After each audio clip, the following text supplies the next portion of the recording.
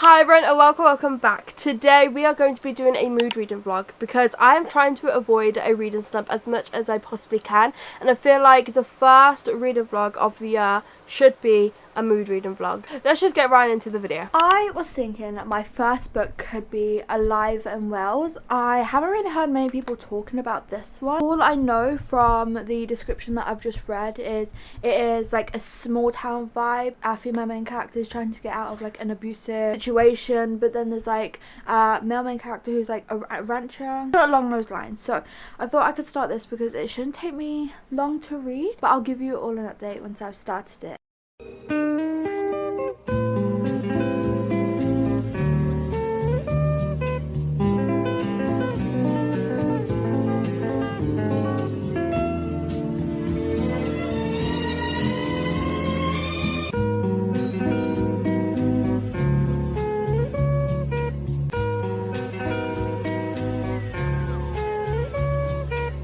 So I am 36% into Alive and Wells, and I'm going to be completely honest, I don't know how to feel about it currently, and I'm not really feeling much for it. I don't, like I said, didn't know how to feel. Currently, I don't really like our MMC. I don't know, he's just not giving off the best vibes. I'm hoping that maybe he'll improve eventually, but I don't know what it is. I just feel like the characters are a little bit bland and I am a little bit bored, but I am going to continue reading. But yeah, currently don't really have much to say about it except for I'm not sure how I'm feeling about it. I'm not hating it, but I'm also like not loving it. To be fair, I don't really have like many feelings about it, but I'll keep you all updated.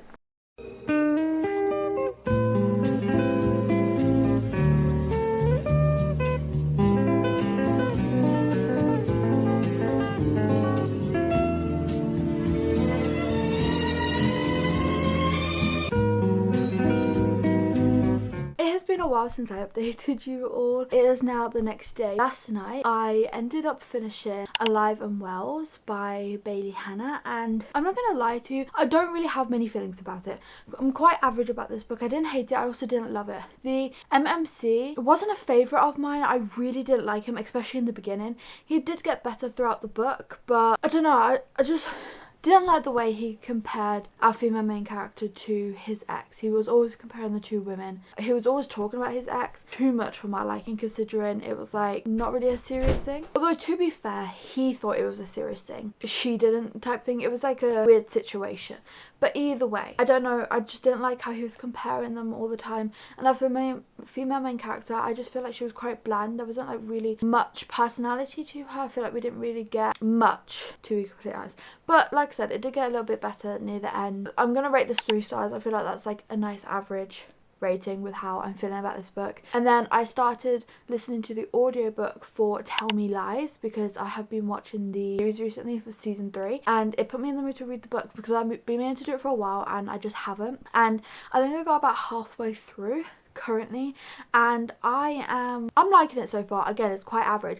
Definitely really different from the series. There is like a lot of differences, and it is kind of a little bit disappointing, especially if you've read the book first and then you go into the show. If you're someone that likes book to movie adaptations where you read the book, go to the movie because you want to see like the real life thing, this isn't the one.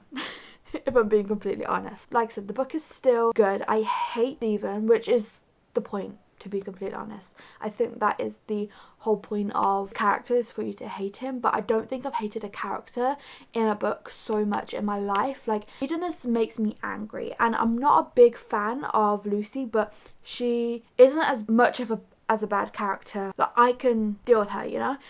So yeah, it's one of those. But like I said, I am liking it. It's definitely an interesting audiobook. I have finished Tell Me Lies, and I am definitely very conflicted on my thoughts about this because, again, it wasn't something that like I hated. I also didn't love it. I also feel like if it wasn't for the audiobook, I probably wouldn't have got through it as quickly as I did. But that's only because Stephen, absolute douchebag, don't like him, and again, I think that is the whole point. And then Lucy, she did frustrate me a lot of the times, and that's just because I really wanted her to see the light and like see how things were, and she just wasn't, and I understand why, but it was just very frustrating to read about. I don't think I've explained what this is about, but this follows Stephen and Lucy, who met in college, and the story spans over 7 years, and it follows the relationship of Stephen and Lucy, but it's a very toxic relationship. If you're not into toxic relationship trope, then this definitely will not be for you, because let me just tell you,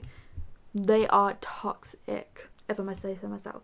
I think my favourite part of this book was Lucy's journey, because you do see the growth throughout, and like how the book ended. I'm glad that it ended the way it did, and that she kind of like I said, you saw a lot of growth without spoiling anything. She made like a better life for herself, which was amazing to see. And then there was Stephen, and I say he's a douchebag because he always cheated on his girlfriends. He always thought he was like better, narcissist, manipulative, all the bad things you can think of in a guy was Stephen, literally. Definitely the worst guy I've ever read about. But I think I am going to rate this 3 stars, just because, again, didn't love it, didn't hate it, but it was okay. It is just a shame that it was so different from the show. I do wish I read the book first though, if I'm being completely honest. But next book I'm going to be reading is Take My Love by Brooke Montgomery. This is the second book in the series. I've been wanting to start it for a while and I just haven't got around to it, so I thought now would be the perfect time. Okay, it is update time because it has been 2 days and I have been reading. I just haven't updated. I've actually finished books. So first off we have Take My Love, and I started and finished this all in one sitting. This one I knew I was going to love because it is Brooke Montgomery and I absolutely love this author's books. They are always like high rating for me, so going into it I knew that I would enjoy it. So this follows our female main character, and she has always had a crush on her brother's best friend growing up, and then one time they end up having a one night stand and she ends up overhearing him say that, like at the wedding where they had the one night stand, that he like only remembers up to a certain point and then he's forgotten everything because he was so drunk. She takes it obviously as he has now forgotten about the one night stand, so she thinks that it's only her that knows about this secret. Then years later he ends up getting into a relationship, and then a little while later he ends up breaking up with his girlfriend, and then he needs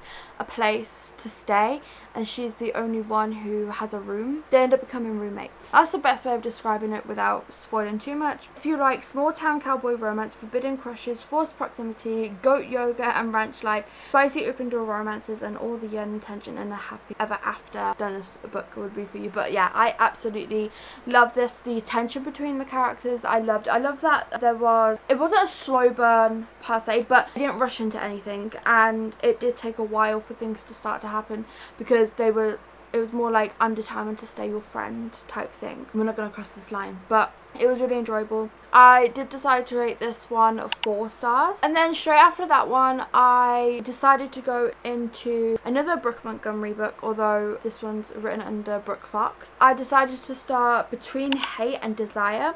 Now going into this one I thought this book wouldn't be for me, and that's just because of what it's about. It follows Lennon and Hunter, and they end up meeting at a bar one night, and Hunter ends up making Lennon a drink and he thinks that they've really hit it off. He basically asks to meet up later. Long story short, they never end up meeting and he ends up going home, and his roommate, also his best friend Brandon, is with a girl, and Hunter's just like, you know, ugh, whatever. But then this girl that Brandon was with ends up being in the kitchen. Hunter ends up accidentally scaring her, and who is it? Lennon, the one that he met at the bar and felt a connection with straight away. Then he ends up having to watch his best friend be with the girl that he loves. He ends up becoming more like an enemy to Lennon because he's just mean to her for years. But then unfortunately Brennan ends up being in an accident and passes away, and then them two obviously have to find their way of grieving her boyfriend, his best friend. They kind of like lean on into each other like that. So that's all I'm going to leave it as. But it was actually really enjoyable in a sense. I'll definitely say that it has its flaws. Like, I thought it was weird that Hunter liked her straight away. They barely had a conversation type thing, and he was already like in love with her and thinking about her and couldn't get her off his mind. It was like too quick. And yes, it's a slow burn, a really slow burn, but he was in love like that. And then it was a little bit weird to me how with Lennon, her boyfriend literally died like a few months ago, and then already she's like in love with Hunter. You know what I mean? Like, it was a slow burn, but feelings were too fast, if that makes sense. And I don't know, it just felt a little bit off, but I did enjoy it. I loved how much Hunter was there for Lennon. Like, even though he loved her so much, he understood obviously her grieving and was there for her for whatever she needed, made sure that she was taking care of herself, whatever she needed he was there for her for. And you could just really tell how much Hunter cared for Lennon. But I did decide to rate this 3.5 stars. I'm gonna rate it 4, but it just didn't feel right because it did.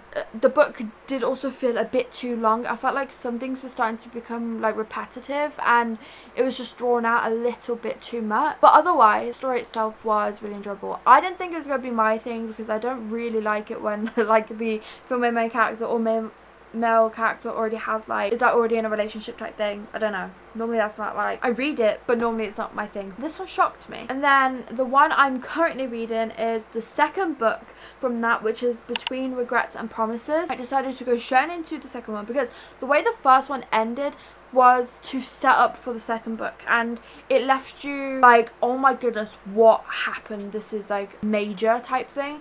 And so I went straight on into the second one, and I think I'm like 207 pages in. I know I'm 45% in, and so far I'm really enjoying it. I love the chemistry between the characters, how much male main character cares for our female main character Sophie. Yeah, I'm loving this one so far. Explain a little bit more about that book later, but I'm going to go and read some more. I completely forgot to update this video a few weeks ago when I was filming it. I don't remember the last thing I said. I'm pretty sure I was reading the second book.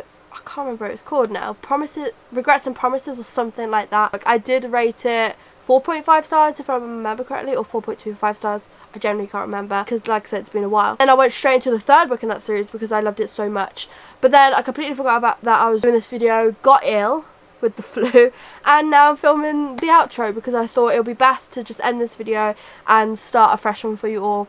But thank you all so much for watching. Please remember to like and subscribe and leave this emoji for watching to the end, and hope to see you on my next one. Bye.